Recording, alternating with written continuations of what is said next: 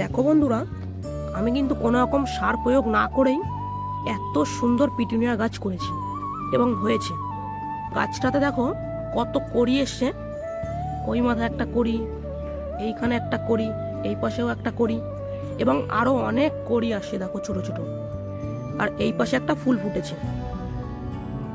পিটুনিয়ার এই ফুলের কালারটার উপরে যখন সূর্যের আলো এসে পড়ছে, কালারটার চমক ভাবটা দেখো কত বেড়ে গিয়েছে। এই গাছটা কিন্তু আমি পয়সা দিয়ে কিনিনি।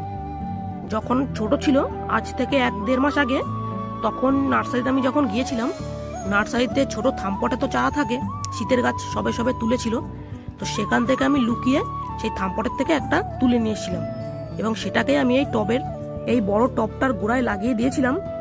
তো আশা করিনি যে গাছটাকে বাঁচাতে পারবো, এবং অবশেষে গাছটাকে বাঁচাতে পেরেছি এবং গাছটা এতটা পরিমাণে চেহারা হয়েছে এবং তাতে ফুলও আসছে। দেখো কতটা সুন্দর লাগছে। দেখো, আশা না করা গাছগুলো কিন্তু কত সুন্দর বেঁচে যায়।